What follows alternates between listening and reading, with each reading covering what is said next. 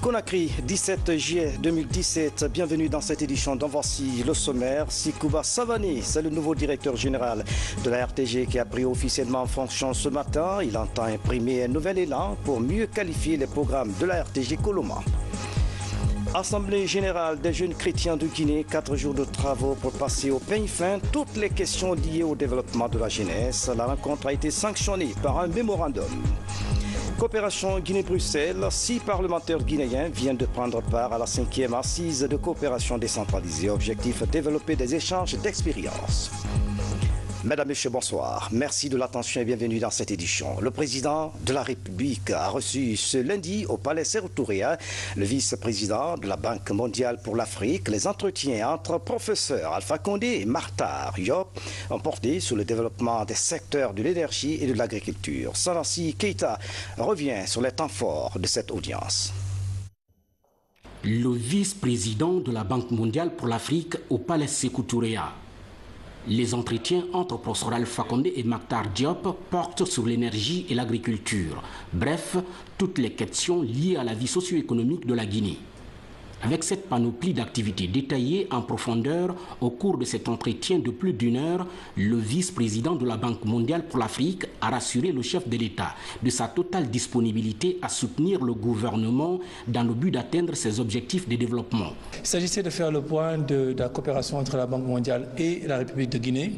Comme vous le savez, nous venons de terminer un cycle qui s'appelle le cycle IDA 17, où notre institution avait octroyé un volume global de l'ordre de 200 millions de dollars qui va être plus que doublé dans les 3 années à venir. Car ce nouveau cycle qui commence cette année et qui durera 3 ans va permettre de financer l'économie guinéenne de l'ordre de 530 millions de dollars. Et ceci sans compter les ressources qui viendront du secteur privé, de la partie secteur privé de la Banque mondiale, qui permettront de financer un certain nombre de secteurs, de projets du secteur privé et ainsi contribuer également à la création d'emplois et à la croissance de l'économie en Guinée. Nous avons fait une revue du portefeuille avec un accent tout particulier sur la question de l'énergie. Comme vous le savez, la Guinée a fait des investissements importants en matière de production énergétique, notamment dans le domaine hydroélectrique avec Keleta, Swapiti et l'ensemble de ces projets qui rentrent maintenant en vigueur. Et il s'agit de voir comment on va investir maintenant dans la distribution et dans la transmission pour s'assurer que l'accès à l'énergie en Guinée passe des 18% aujourd'hui à un niveau qui soit un niveau beaucoup plus élevé et nous sommes en train de définir des objectifs quantitatifs très précis. Nous avons également parlé de l'agriculture qui constitue un axe essentiel du PNEDS qui est le programme de développement national de la République de Guinée et qui vise justement à créer une économie beaucoup plus diversifiée. Une économie qui soit diversifiée mais également une économie qui soit créatrice d'emplois et que donc la croissance ne soit pas concentrée dans les secteurs à haute intensité capitalistique tels que les mines. Donc le programme qui a été développé par le gouvernement bénéficie de l'appui de la Banque mondiale avec différentes sources de financement, du financement sous forme de dons et de crédits et des financements sous forme constitutionnelle. Donc nous avons parlé dans le détail de la mise en œuvre de ce programme. Le troisième volet, il s'agit bien sûr de discuter de la réunion importante du groupe consultatif que nous préparons avec Madame le ministre du Plan qui permettra de regrouper l'ensemble des partenaires de la Guinée autour des orientations stratégiques du gouvernement afin de procéder au financement et de trouver les financements qui seront nécessaires à la mise en œuvre du programme national de développement. Donc, in fine, c'était une visite extrêmement riche, extrêmement chaleureuse. Je me sens vraiment chez moi quand je suis en République de Guinée. Nous avons travaillé de manière très très rapprochée avec les autorités guinéennes, le ministre. Nous avons pu visiter hier des mines, la Société de bauxite de Guinée. Et nous avons pu, ensemble, en tant que l'équipe de la Banque mondiale et le gouvernement, constater de visu les progrès qui ont été réalisés pour l'extension de certains projets stratégiques que le gouvernement est en train de mettre en œuvre. Donc, je quitte dans quelques heures Conakry, extrêmement satisfait et réjoui de cette visite, et surtout de l'amitié, de l'accueil chaleureux, de l'amitié que le chef de l'État montre à l'endroit de notre institution et à moi-même en tant qu'individu, et cet engagement du chef de l'État à mettre en place un programme de développement économique est quelque chose qui nous inspire, nous, au niveau de la Banque mondiale, à apporter les ressources financières nécessaires à cela. Plusieurs questions qui affectent le continent, comme les conflits, ont été également abordées au cours de cet entretien entre le président en exercice de l'Union africaine et le vice-président de la Banque mondiale pour l'Afrique. Enfin, en sa qualité de président en exercice de l'Union africaine, nous en avons profité pour faire un tour d'horizon d'un certain nombre de questions importantes qui affectent le continent, notamment au niveau des conflits et le rôle que des institutions de développement comme la Banque mondiale peuvent jouer à aider à la résolution de ces conflits en créant les conditions d'un développement durable. Mactar Diop rentre satisfait de cette visite de travail en Guinée, avec l'espoir surtout de voir la Banque mondiale soutenir davantage le chef de l'État dans sa politique de développement socio-économique en faveur du pays. Dans le même registre, le Premier ministre chef du gouvernement a échangé avec le vice-président de la Banque mondiale.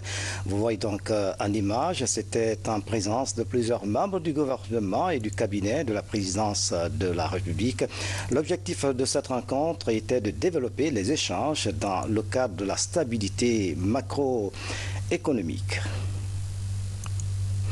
Et puis le ministre d'État, président du Conseil présidentiel des investissements, M. Ibrahima Kassory Fofana, porte à la connaissance des médias publics et privés que la 5e session de la Commission intergouvernementale guinéo-russe de coopération économique, scientifique, technique et commerciale se tiendra les 18 et 19 juillet 2017 à Conakry. L'ouverture des travaux aura lieu à l'hôtel Noum à partir de 9h. Le nouveau directeur général de la RTG Coloma a officiellement pris fonction ce matin devant le ministre d'État, ministre conseiller spécial du président de la République et devant de nombreux responsables des médias. Sekouba Savané remplace ainsi Yamoussa Sidibé qui occupait ce poste depuis plus de 4 ans. Le nouveau directeur général de la RTG invite ses collaborateurs à se donner la main pour relever les grands défis qui assaillent les médias d'État. Maïmouna Belayalo, reportage. Après plus de 4 années à la tête de la radiodiffusion télévision guinéenne, Yamoussa Sidibé passe le témoin à Sekouba Savané. Dans ces moments chargés d'émotions, le directeur général sortant a rappelé quelques acquis de sa gestion. Je voudrais souligner que lorsque nous accédions aux fonctions exaltantes et contraignantes de directeur général de la RTG en 2013, il n'existait qu'un seul JRI, journaliste reporter d'image. Aujourd'hui, une dizaine a été formée sur notre initiative, dont 5 selon les formateurs capables de travailler dans n'importe quelle rédaction de pays occidentaux. Les techniciens et réalisateurs découvrent et apprivoisent les secrets des émissions de plateau. La lumière, le son, les images et les subtilités d'une réalisation vidéo n'auront plus de secret pour les jeunes techniciens de la maison. Le nouveau patron de la RTG est bien connu de la presse guinéenne. L'homme compte poursuivre les réformes et booster les compétences et s'engage pour une information juste et équilibrée. La présente mission est pour moi un sacerdoce et je ferai tout pour être à la hauteur de la confiance du chef de l'État et des attentes légitimes des auditeurs et des téléspectateurs de la RTG Coloma. La communication et l'information occupent une place importante dans le processus de bonne gouvernance dans lequel est engagé le gouvernement du professeur Alpha Condé. Des progrès sont en cours pour le renforcement des capacités technologiques et infrastructurelles de ce secteur, en particulier la transition vers la télévision numérique terrestre TNT. Sekouba Savané aura à ses côtés un personnel motivé à relever de nouveaux défis. À notre camarade directeur général entrant, Sekouba Savané, nous estimons que la confiance portée sur votre personne par le chef de l'État et le respect des principes fondamentaux d'une administration publique, à savoir l'égalité et la légalité, vous permettront de faire preuve d'audace, de l'audace et toujours de l'audace, dis-je, qualité nécessaire pour engager de grandes réformes au sein de notre institution qui en a grandement besoin pour sa survie. Plusieurs cadres du ministère de la Communication et du monde de la presse ont assisté à cette cérémonie. Le ministre d'État, conseiller à la communication du chef de l'État, était présent. Cette nomination n'est pas que symbolique, parce que, comme vous le savez, M. Sekouba Savané est issu de la presse privée, ce qui veut dire presse publique et privée, c'est la même presse nationale. L'essentiel, c'est d'utiliser toutes les compétences, tous les talents, pour que les médias en général et les médias de services publics en particulier se qualifient davantage et correspondent à notre époque et prennent en compte les défis des temps nouveaux. Tous espèrent voir la RTG, ce média de service public encore plus proche des populations et jouer son véritable rôle de vitrine du pays. L'autre image de l'actualité nationale, 30 motos pour la sécurité routière. C'est un don de l'ambassade de Chine à Guinée. Ces engins viennent renforcer les capacités des agents de la sécurité routière. Les bénéficiaires ont exprimé leur gratitude aux donateurs. Ici à Gaba, Fatima Touyalo.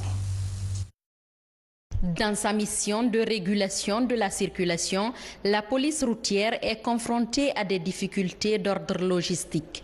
Des équipements sans lesquels le policier a souvent du mal à réprimer le mauvais comportement des usagers de la route. Pour inverser la tendance, la coopération chinoise a offert ses 30 motos de marque TVS et Apache au ministère de la Sécurité et de la Protection civile. Nous offrons ce ton de moto, c'est pour aider le ministère à améliorer la capacité de son travail. Cela manifeste l'amitié et les bonnes relations entre nos deux pays. Ces motos viennent faciliter la mobilité des agents de la police routière. Ce geste de l'ambassade de Chine est hautement salué par les bénéficiaires. C'est la concrétisation de l'excellence de nos rapports d'amitié avec le peuple chinois, le gouvernement chinois. Et l'ambassade de Chine a fourni beaucoup d'efforts depuis que je suis à la tête de ce département et même avant. Aujourd'hui encore, la Direction nationale de la sécurité routière est bénéficiaire de 30 motos, non négligeables. Et je leur ai demandé de tout mettre en œuvre pour rétablir la confiance entre les concitoyens et la police, d'être plus professionnels. Au-delà de cette assistance, l'ambassade de Chine compte offrir des bourses d'études au ministère de la Sécurité. L'enjeu est de renforcer les capacités opérationnelles des agents de la police routière. Une série de formations est en cours au sein de la gendarmerie nationale. Elle est initiée par le haut commandement de la gendarmerie. Objectif renforcer les capacités opérationnelles des gendarmes guinéens, comme l'indique le programme de réforme des forces de défense et de sécurité. Suivez le reportage de Alia Kamara. L'école nationale de la gendarmerie de Sonfonia, une institution créée en 1966. Elle a participé activement à la formation de plusieurs grands officiers qui font la fierté de ce corps d'armes.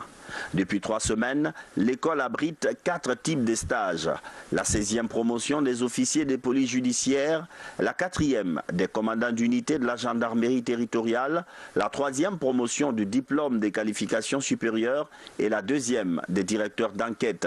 Ces stages ont permis de changer quelques habitudes. Ce que je faisais dans les unités et ce que je vois ici, il y a une grande différence. Parce que là-bas, je mettais des gens en garde à vue, sans prévenir le procureur. Et ici, arrivé ici, j'ai été informé que ça, ce n'était pas de mon ressort, parce que je n'étais qu'un simple APJ. Ils peuvent apprendre au cours de ce stage des nouvelles techniques d'audition, de la nouvelle manière d'organiser les investigations judiciaires à grande envergure, et puis ils peuvent sortir ici avec de nouvelles connaissances professionnelles. Depuis 2010, l'école de Sonfonia a formé près de 5500 gendarmes. Des cours théoriques et pratiques qui entrent dans la concrétisation du programme de réforme des forces de défense et de sécurité. Quand on parle de la formation, on commence par ça. Ça, c'est le b.a.-ba, c'est le socle. On commence d'abord par la pédagogie. Comment est-ce qu'il faut transmettre le savoir? Ensuite, on passe à la spécialisation des différentes matières dispensées ici. Quand je prends le maintien de l'ordre, l'intervention professionnelle, quand je prends la déontologie, quand je prends la transmission, la tactique, etc., etc. Pour certains de ces stagiaires, la formation va durer 6 mois. Les cours ont été lancés par le haut commandant de la gendarmerie nationale, directeur de la justice militaire, soucieux de faire de ce corps une force au service du peuple. Dans l'actualité encore, l'Assemblée générale des jeunes chrétiens de l'archidiocèse de Conakry a pris fin à Kindia. Ce mini-synode a permis aux participants de passer en revue toutes les questions liées à la vie juvénile et au fonctionnement de l'Église. La rencontre a été sanctionnée par un mémorandum. Valérie Manet. La rencontre des jeunes chrétiens de Kindia s'est achevée par cette célébration eucharistique. Elle a permis de relancer le dynamisme de la jeunesse diocésaine à la participation effective dans la construction d'une société guinéenne solide. Pendant les travaux qui ont jalonné les 3 jours du mini-synode, des jeunes ont bénéficié d'un enseignement spirituel, mais aussi moral. Dans ce mini-synode, on a eu l'occasion de débattre sur 4 thèmes qui sont jeunes et famille, jeunes et éducation, jeunes et église, jeunes politique et... En quelque sorte, nous avons débattu des 4 thèmes-là. À ce niveau, comme le disait le Père évêque, l'avenir de la jeunesse et de l'Église appartient aux jeunes. Donc, sur ce, il faut que nous soyons engagés dans l'Église parce que l'avenir de l'Église dépend de nous. La fin de ces travaux de réflexion marque ainsi une nouvelle étape dans la vie de ces jeunes. L'acte du mini-synode et le rapport final des échanges ont été aussi remis à l'archevêque pour validation. J'ai dit tout à l'heure aux jeunes qu'ils viennent de me remettre un document. Pour que je fasse mes recommandations, il me faut du temps pour lire, analyser et consulter. Et je leur ai demandé de prier pour moi pour que les dispositions qui vont être prises soient les meilleures pour leur vie et pour notre Église. Pour accompagner l'Église dans la réalisation de ces projets, le directeur général de la banque UBA a offert 100 millions de francs guinéens. Dieu a tellement fait pour moi dans ma vie, Dieu a tellement été grâce et bénédiction dans ma vie que à chaque fois que j'ai l'opportunité de me retrouver avec des frères, avec des chrétiens, tant que je peux apporter ma modeste contribution à la gloire de Dieu dans la vie de chacun, je le ferai avec plaisir. Ce mini-synode initié par l'archidiocèse a réuni les différentes paroisses du diocèse de Conakry afin de construire une base d'éducation de qualité pour les jeunes chrétiens. Cette année, les échanges ont permis aux participants de prendre l'engagement devant leur père évêque d'être acteurs de la nouvelle évangélisation dans le monde. La députée de la commission santé ont visité quelques structures hospitalières de Conakry. La démarche vise à s'inquérir des réalités de ces établissements afin de vérifier si le budget alloué à la santé est utilisé à bon escient. Je vous le précise que le budget de la santé passe de 2 à 8,2%. Fatimatou Diallo Algassimouba. De l'hôpital national Ignace Dine à la pharmacie centrale de Guinée, en passant par l'hôpital Donka, ces députés de la commission santé de l'Assemblée nationale viennent cerner les réalités du moment. Il s'agit d'une visite de contrôle parlementaire de l'action publique.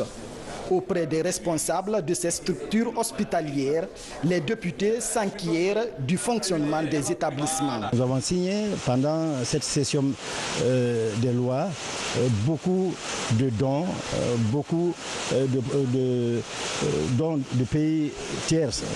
Rien n'est plus important que la santé. Avant d'investir dans quoi que ce soit, il vaut mieux d'abord investir dans la santé puis dans l'éducation. Alors nous sommes très satisfaits de la visite que nous venons de réaliser. On sent qu'il y a beaucoup d'améliorations, n'est-ce pas? D'abord dans la présentation physique de ces structures-là et même la manière de gérer, il y a une certaine amélioration. Tout n'est pas parfait, loin de là. À l'hôpital Donka, le débat porte sur l'évolution du chantier. Un chantier lancé depuis début novembre 2015. Aujourd'hui, les travaux de rénovation et d'extension avancent à grands pas.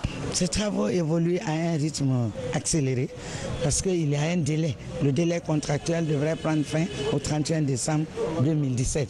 Ce qui veut dire que les deux entreprises, Pikini et Sakov, pour les lots 1 et lot 2, sont en cours d'action. Et pour que ces travaux puissent être mis à la disposition des populations guinéennes au plus tard fin décembre ou en tout cas novembre 2017. Ils nous ont aidés à augmenter le budget de la santé de 2% à 8%. Je suis convaincu qu'avec ce qu'ils ont vu sur le chantier aujourd'hui, ils sont convaincus une fois de plus que l'argent qui est mis à la disposition du ministère de la Santé n'est pas jeté par la fenêtre.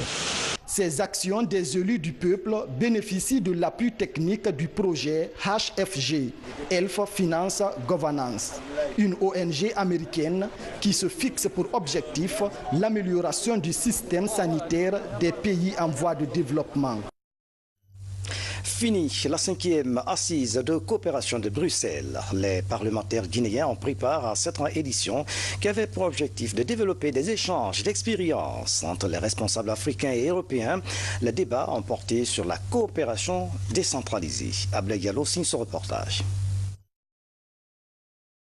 L'immigration clandestine est l'un des sujets abordés au cours de cette 5e assise de la coopération décentralisée de l'Union européenne. Une préoccupation mondiale et un défi pour l'Afrique. À Bruxelles, 6 parlementaires guinéens prennent part à ce rendez-vous d'échange d'idées et d'expériences. La somme d'expériences que nous avons commencé à recueillir va certainement servir non seulement en tant que législateur pour mieux nous orienter dans ce qu'il faut faire dans notre pays et conseiller aussi nos communes pour aller à une meilleure coopération vers des pays comme l'Union européenne, comme d'autres pays développés, dont les villes peuvent aider nos communes. On va essayer de tirer encore des relations entre nous et d'autres villes européennes et asiatiques et à travers le monde pour vraiment avoir un résultat au niveau de nos différentes municipalités.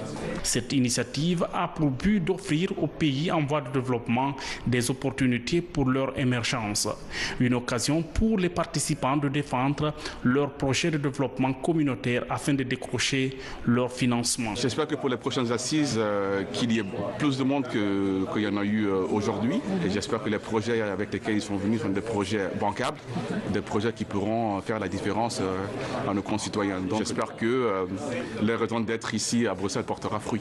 Nous avons des milliards d'euros qui attendent la Guinée à l'international, mais on n'a pas la capacité, on n'a pas les hommes et on n'a pas les projets bancables. Plusieurs autres questions sont aussi examinées, telles que l'identification des besoins des collectivités et le suivi des investissements destinés à l'Afrique. Le reportage de notre envoyé spécial Ablé Diallo à Bruxelles. Et puis, dans le cadre de l'opération de contrôle de la conformité technique juridique des médias audiovisuels et des sociétés distributrices d'images, dont la première phase s'est déroulée du 27 au 14 mai 2017, la Haute Autorité de la Communication HAC compte engager la seconde phase. Celle-ci concerne les sociétés distributrices d'images agréées en République de Guinée. À cet effet, elle informe les responsables de ces établissements qu'une mission de contrôle passera au niveau de leurs sièges respectifs du vendredi 21 au lundi 24 juillet 2017. Par conséquent, la Haute Autorité de la Communication HAC les invite à apprêter les copies des documents administratifs et juridiques de leur société qui sont à leur disposition. Conakry le 17 juillet 2017 pour la présidente pour la Haute Autorité de la Communication, la présidente Madame Martine Kondi. L'ambassade de Turquie en Guinée vient de commémorer l'an 1 du coup d'État marqué contre le président Erdogan. Cet événement tragique est survenu le 15 juillet dernier. Une journée de l'unité nationale a été organisée à Conakry pour rendre hommage aux martyrs et soutenir l'État turc. Moussa Mikini, Makeme Donzo. Cette projection vidéo rappelle la nuit tragique du 15 juillet 2016 en Turquie. Une des plus longues nuits qui a permis à la coalition rouge de garder le pouvoir. Le président turc Recep Tayyip Erdogan et le premier ministre Binali Yildirim ont condamné la tentative avortée, tout comme tous les leaders épris de démocratie. Le premier ministre guinéen renouvelle la solidarité de son gouvernement au peuple turc. Témoigner pour le soutien du chef de l'État, du gouvernement et du peuple de Guinée à nos amis turcs qui commémoraient le premier anniversaire de la tentative de coup d'État survenue le 15 juillet 2016, qui malheureusement, comme nous venons de le voir, a enregistré des pertes tragiques en vies humaines d'innocents citoyens. Nous savions que ce coup d'État avait été un traumatisme, mais en voyant aujourd'hui ces images, nous mesurons encore davantage tout le traumatisme que cela a pu représenter pour ce pays frère qui pourtant a connu de très grandes réalisations au cours des dernières décennies. Le bilan du coup d'État raté était lourd.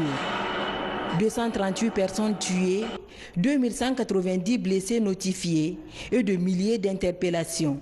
Le 15 juillet 2016, nous avons vécu malheureusement une journée très difficile. C'était la tentative de coup d'État qui a été opérée par le groupe terroriste FETÖ, de Fethullah Gülen. Ce sont les citoyens turcs eux-mêmes qui ont sauvé la démocratie turque. Mais nous célébrons cette journée comme la journée de la démocratie, parce que ce soir-là, ça a été un grand test pour nous. Peu à peu, la Turquie retrouve son équilibre institutionnel et poursuit son édification. Clin d'œil sur la section RPG de Taouya. C'est le nom d'un ouvrage édité par un militant du RPG. L'ouvrage retrace l'évolution du parti et rend un vibrant hommage au chef de l'État, professeur Alpha Condé. Voici le reportage de Nabi Zakaria Bangora.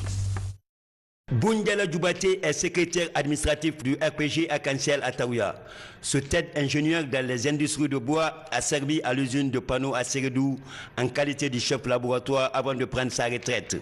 En 2007, Boundiala intègre la politique. Ce fervent défenseur du programme du chef de l'État vient de jeter un clin d'œil à travers un ouvrage de 62 pages au passé du parti au pouvoir. Voilà, clin d'œil, c'est le nom de l'ouvrage. Je l'ai édité parce que c'était une nécessité, je ressentais vraiment la ferme nécessité de le faire. Quand je venais au secrétariat administratif, il s'est trouvé que beaucoup de personnes ont déjà travaillé dans la section et bien travaillé. Mais je n'ai pas retrouvé leur nom dans les archives, vraiment, de notre section. Donc j'ai pensé qu'il fallait vraiment préparer quelque chose qui pourrait être lu et retenu par la génération future. Et je me suis rendu compte également que le président de la République, le professeur Alpha Condé, a fait beaucoup de combats. Ce combat a été couronné par un grand succès qui fait de lui aujourd'hui président de la République. À la lumière de ses expériences et recherches, Boundiala publie des photos des personnages qui se sont illustrés dans le combat pour la cause du RPG. Dans cet ouvrage, l'auteur rend hommage au chef de l'État, le professeur Alpha Condé, et loue ses initiatives de développement socio-économique de la Guinée. La campagne agricole, la culture de l'anacardier, plus de 200 hectares déjà, et plus de 1000 hectares de plaine dans Mandiana sont aménagés. Les engrais se trouvent à ciel ouvert. La fête tournante, il a tellement fait de bien qu'il ne faut pas l'oublier, il faut le dire quand il est vivant. Boundiala Djoubaté compte faire la dédicace de son œuvre clin d'œil ici à Conakry, les jours à venir. Et puis, le ministre du Budget informe l'ensemble des usagers, détenteurs de véhicules à moteur, de cyclomoteurs et autres engins à moteur que la campagne de vente libre de vignettes exercice 2017, débutée le 29 mars et devant prendre fin le 29 juin, a été prorogée au 20 juillet 2017. Ceci est pour permettre à tous les usagers de payer leurs vignettes et d'en estampiller leur engin. À cet effet, une vaste campagne de contrôle débutera après la date limite du 20 juillet en collaboration avec le ministère en charge de la sécurité routière sur toute l'étendue du territoire national. Ainsi, tout achat de vignette sera majoré d'une pénalité de 25% de sa valeur faciale à compter du vendredi 21 juillet 2017. Le ministre du Budget s'est compté sur le civisme de chacun et de tous, signé Dr Momelamine Doumbouya. Culture, avant de refermer cette édition, les comédiens guinéens peuvent se frotter les mains. Le président de la République, à travers le ministère de la Culture, vient de faire bénéficier 50 comédiens d'une prise en charge sanitaire. C'est un projet qui vise à accompagner les comédiens dans la promotion de la culture. Le geste du chef de l'État est hautement salué par la Fédération nationale des comédiens du Guinée. Le détail dans nos prochaines éditions d'information. Voilà, c'est la fin de cette édition à tous. Merci de nous avoir suivis. Excellente soirée, où que vous soyez dans le monde. À demain.